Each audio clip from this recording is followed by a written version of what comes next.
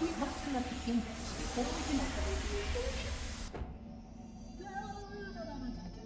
activate. Okay, hello everyone and welcome back to Let's Play Halo 1 Anniversary. So we of course have arrived here in the library.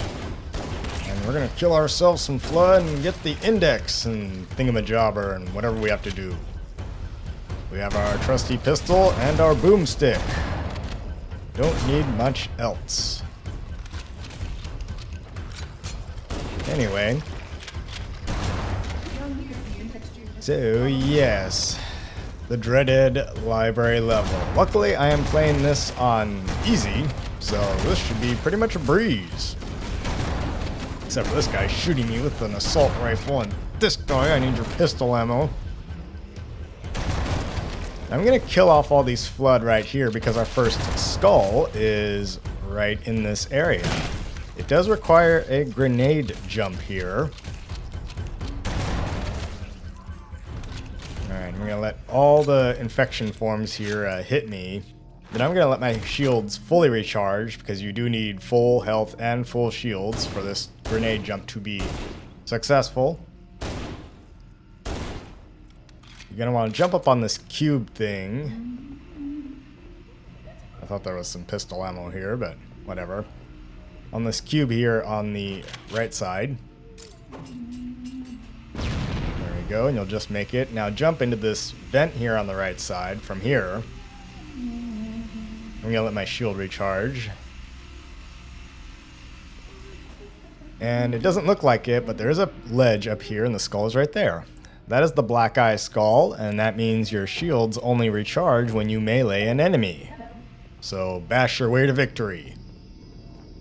The energy field above us contains the index. We must get up there. Alright, so since we're fighting the Flood only in this mission, let's talk about what the Flood actually is. So when the ancestor humans discovered the remains of the precursors in the, drifting throughout the large Magellanic Cloud, they found them in the form of this desiccated powdery substance, and they actually took this back with them and began to study it. Unfortunately, when the ancestors discovered the powdered remains, along with it they found an ancient precursor being known as the Primordial, or the Captive. And they would find that he was sealed inside a container on a dead planet. Now, further studies actually showed that the powdered remains could induce desirable genetic mutations in their common pets known as Feru. Now, this started out as like a nice little patch of fur or some small little genetic mutations on the animals themselves, but what they didn't realize that this powder was actually drastically genetically altering their pets themselves.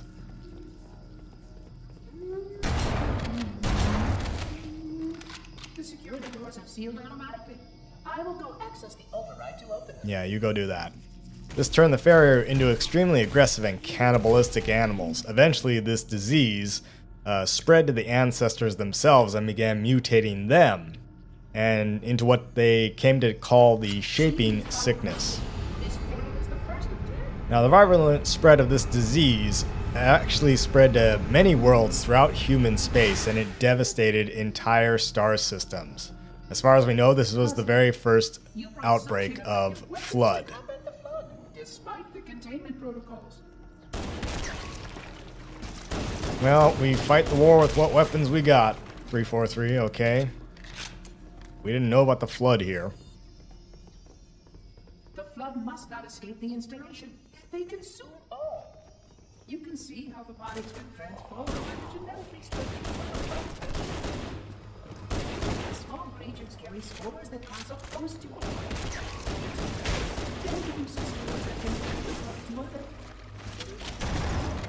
Sorry, I'm just going to let everyone read the subtitles there while 343 blabbers on, because he does describe the general idea of the Flood and how they spread.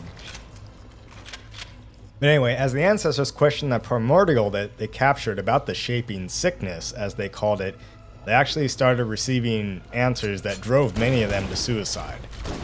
Unbeknownst to them, though, the primordial was actually controlling to some degree, or it had some influence over the spread of the disease and what would come to be to be called the Flood itself. So in other words, this being that they captured was actually in control of the Flood, kind of an early, what will be known as a grave mind. Now as the Flood spread into Forerunner space and brought humans into conflict with the Forerunners, the Flood slowly retreated. While it was initially thought that the humans had discovered a cure, or at least partially defeated the Flood and pushed them back, in reality, the precursor had actually engineered the withdrawal, and eventually the Flood would return to destroy most of the Forerunners themselves. This installation's research facilities are most impressive. Perhaps you will have time to see it later. Later on, this would incite a Forerunner Flood war that would last some 300 years before the activation of the Neoteric Halo Array, which one of the rings we are on right now. This event was known as the Great Purification, and it wiped out almost all of the Flood in the galaxy, with the exception of the ones held and studied on the Halo rings themselves. And of course, this ultimately brings us to the release of the Flood on this ring in the events of this game. Now, 343 Guilty Spark mentioned about the use of spores and how the Flood spread and all that. These sentinels are into your combat system. But I suggest you upgrade to at least a Class 12 combat skill.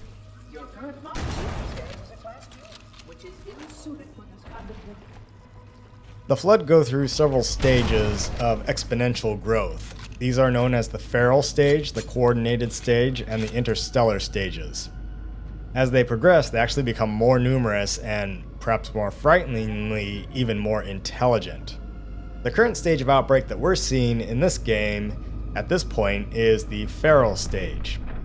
At this point, the Flood really don't have much coordinating intelligence to really direct them, and they act more like wild animals. All they really do is seek out new hosts, which serve to create more Flood supercells and vectors for further transmission.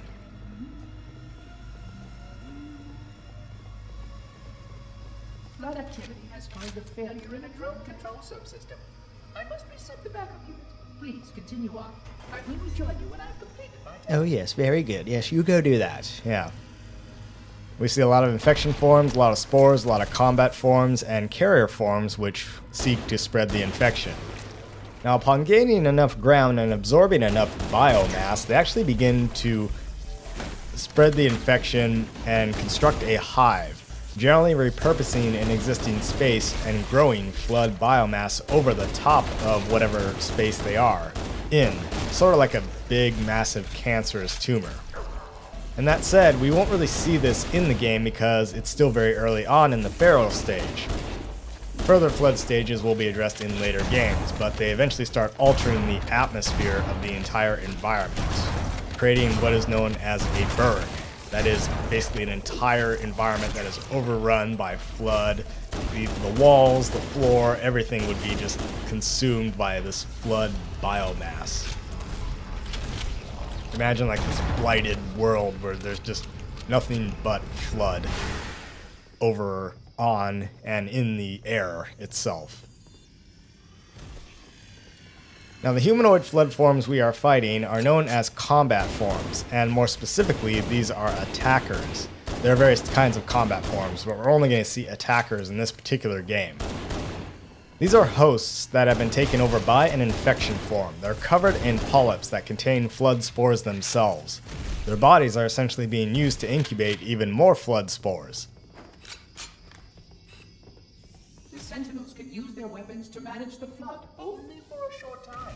Speed is of the essence. Like I said, when an infection form previously latches onto a host, it burrows down into the body of the host itself, and the host's sensory systems are generally done away with because they're considered redundant, with the infection form instead using its own sensory systems.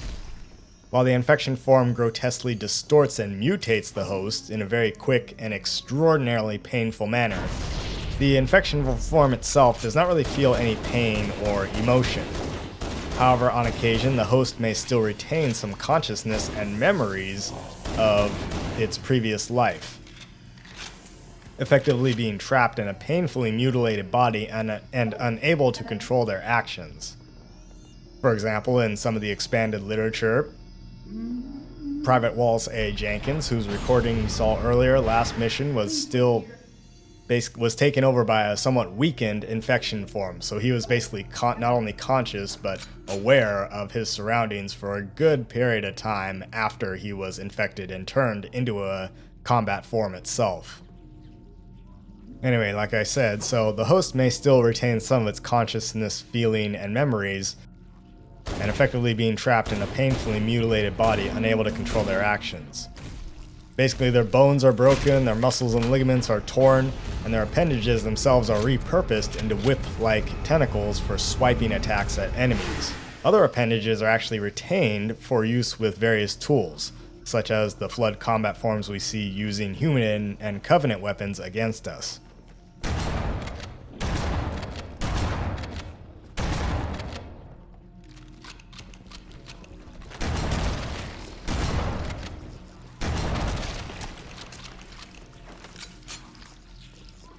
Now, even if a combat form is gunned down, it can still be reinfected with a subsequent infection form that comes along to it. The only way to essentially stop a combat form is to blast the host's body until it's so badly damaged that it can no longer be used as a viable host for a combat form.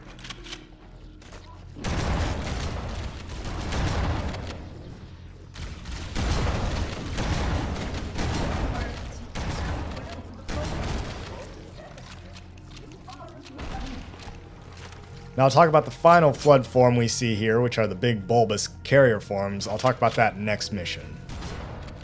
In the meantime, we'll just fight our way through here.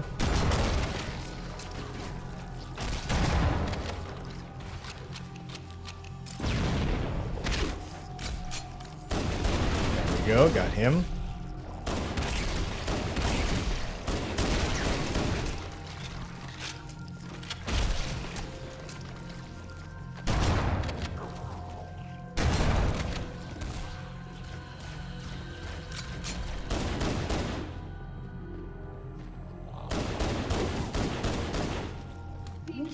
Was well conceived.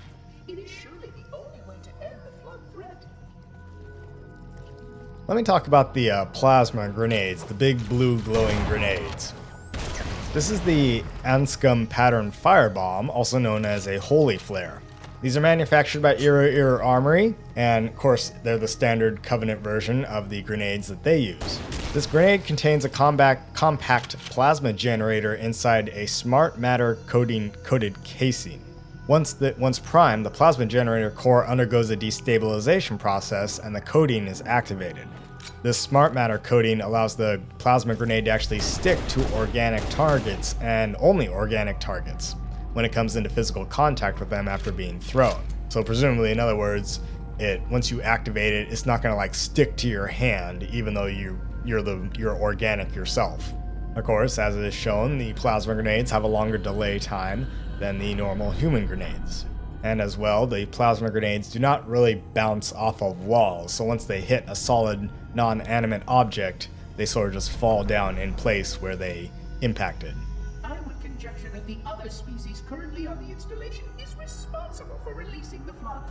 They seem most persistent and attempt to access restricted areas. Yes, you don't suppose. We'll talk about more about the Covenant and their relation to the Halos and their perception of the Halos themselves, but in the next game, in Halo 2, because the Covenant are much more fleshed out in that game as well.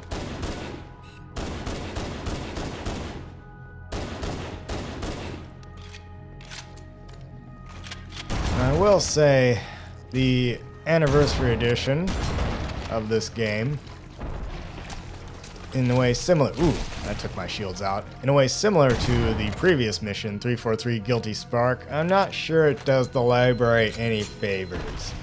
That said, I'm not entirely mad about the Anniversary Edition of this level, the library. But I'm not really a fan of some of the changes it made anyway. Much like the 343 Guilty Spark mission, the previous one, this mission is way too bright. Of course, if you go back and watch the original version of Halo with this mission, this is a dark, kind of foreboding almost rather spooky place, and you're just fighting your way through it. It's a maze of corridors and locked doors and all that, and you just have to fight through them, and yeah, you're all alone, and yeah, that's the thing about this mission. In contrast, they for whatever reason, they just added a whole bunch of lights to the walls, and it's really bright in here for some reason. But on the other hand, I will say that if you haven't noticed, there are convenient arrows on the floor telling you exactly where to go, whereas in the original there are none, and you kind of just have to figure out your way through it. Now, thankfully, most of the mission is fairly linear itself, but I mean, still, you can get kind of turned around because every hallway looks the same. Actually, fun's simply too dangerous to release, and mass sterilization will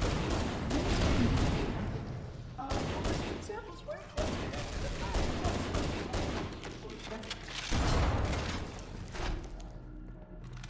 Oh yes, you don't say. You think maybe keeping the flood just for study, it was a bad idea? Oh, really? Well, our terminal is over there. We need to jump over these pylons here.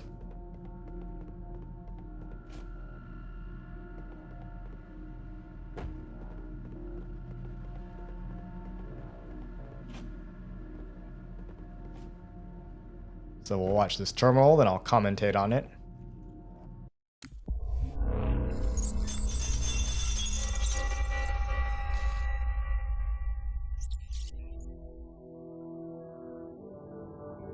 alone. Alone, alone, alone, alone. Am I the only intelligence left? Waiting here on this ring for a rebirth never truly conceived. Guarding a weapon with no targets. A weapon I could tune to any target. This is not what I had in mind when I volunteered. Not what I had in mind at all. I was naive to think I understood what this installation meant. We were all so naive. Looking back, we should have done a few things differently. For one thing, we should have installed 2 caretakers per installation. Because I am alone, I'm losing focus. And that is very, very dangerous for a system such as myself. Perhaps a visit to the nearby gas giant is in order. My impulse drives could certainly make the journey. A few hundred years of travel might do me some good. There it was again. How very unproductive of me. It seems strange that the librarian did not account for this. Her strength was always in planning and positioning the pieces and then being bold enough to let it happen. To let her plans come true.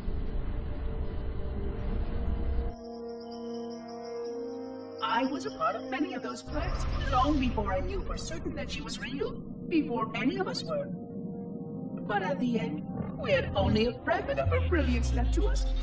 And I fear that she did not fully appreciate the nature of my situation here. The problems it might pose. But even a fragment of... Fragment, yes. Oh dear, here it comes again.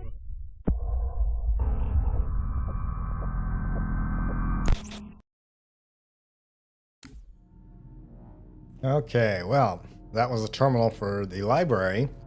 There's a bit to unpack here, and let me start out by saying that 343 Guilty Spark is, of course, an artificial intelligence developed by the Forerunners.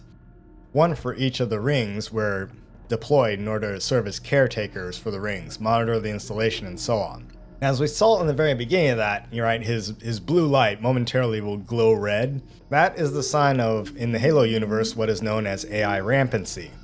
The installation was specifically built to study and contain the flood. Their survival as a race was dependent upon it. I am grateful to see that some of them survived to reproduce. No, really, you wanted them to survive, huh? 343? That's not a good idea. Well, let's just keep it around, huh?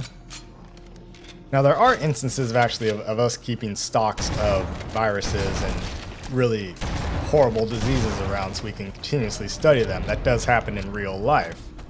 But with the flood, this is probably not a good idea. Anyway, so as I was saying, AI rampancy. an artificial intelligence in the Halo universe is only good for so long before it actually just needs to be decommissioned, deactivated, so to speak. 343 Guilty Spark has been active for so long that he's actually going a little bit kooky, right? It means like their logic is breaking down and they're unable to process all the information and all that, so that's rampancy. So you don't want an AI to go rampant, you need to decommission it. It's getting a little bit long in the tooth, so to speak. So that's kind of what's happening to 343 there with the red light.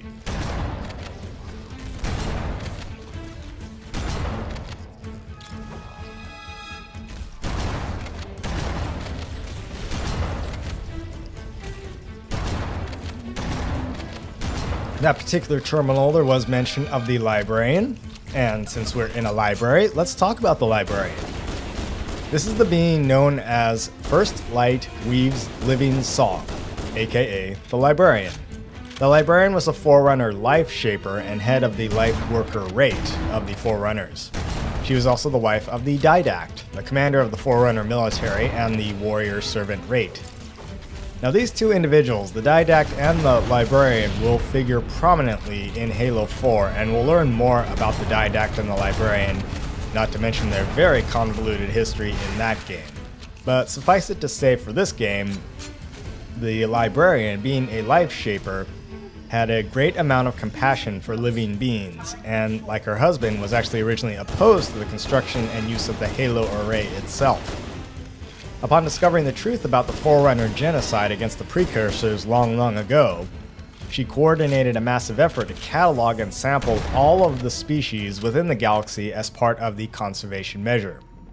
Now, in the event of the Halo array firing, these samples will then be used to reseed life within the galaxy itself. In addition, she viewed humanity as the rightful heirs to the mantle of responsibility, calling them Reclaimers. Her efforts imprinted humanity with a Gaosh, as previously mentioned in the first video, which would allow future humans to assume the mantle of responsibility and handle certain Forerunner objects and machines and have knowledge of that operation. And as we saw, there was a shot there of what was actually Mount Kilimanjaro in Africa, and the shadow of a being, I believe that was supposed to be the Librarian's shadow on the ground. The blast that came through there was actually the activation of a Halo array. Despite her initial opposition to the use of the Halo array, the Librarian ultimately sacrificed herself at the very end of the Forerunner Flood War by luring the Flood to Earth and allowing the Halo array to fire. Thus, with the galaxy now clean of the Flood, the last remaining Forerunners began reseeding the galaxy with sentient life in accordance with the Librarian's plans. Thus, her legacy has been far-reaching over millennia, in fact. And we'll talk a little bit more about the Halo array and its firing in the next video, during the next mission. Oh, hello.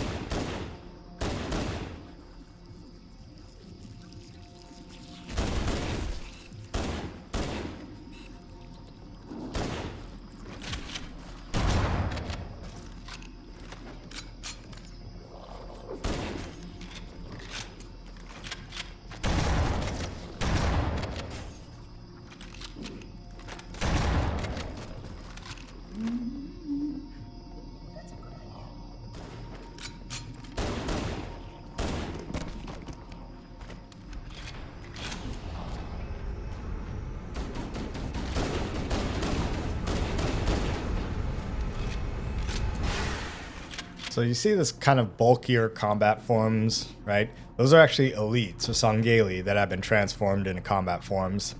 The smaller, skinnier ones are the human marines that have been transformed into combat forms.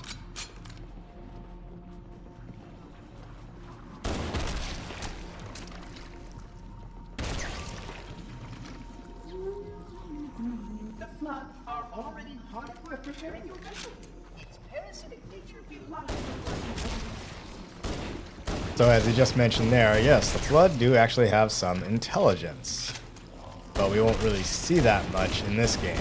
It'll become more apparent in the next one.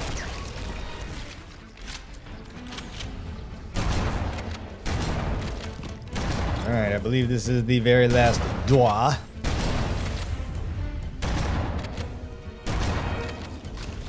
Let's fight off these flood here.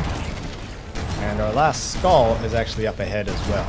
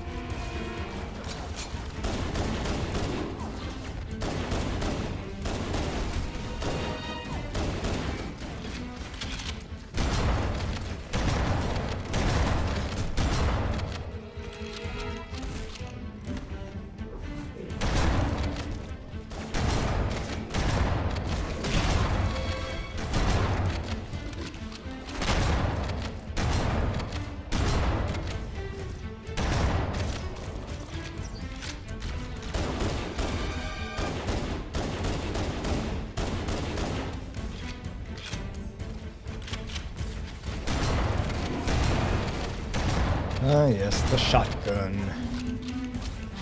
The best close-range weapon against the flood.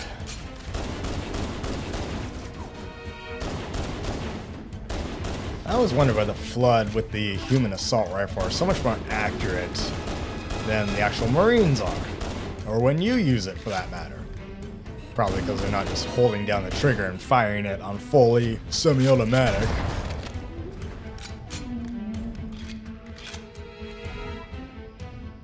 Alright, now instead of going that way to get the index, we're going to go all the way around because our last skull is on the very other side of the index chamber. So we're going to go down this hallway here on the right.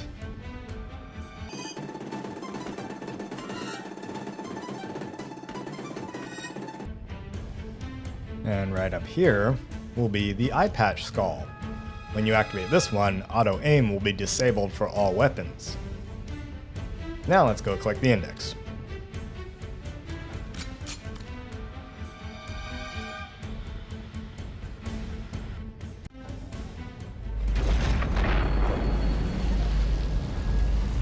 The energy barrier surrounding the index will deactivate when we reach the ground floor.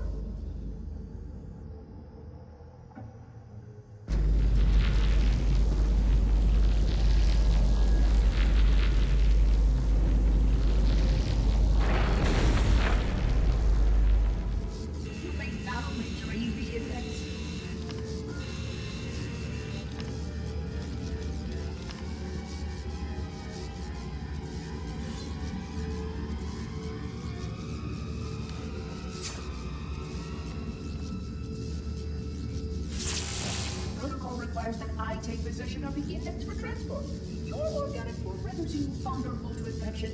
The index must not fall into the hands of the flood before we reach the control room and activate the installation. The flood is spreading. We must hurry.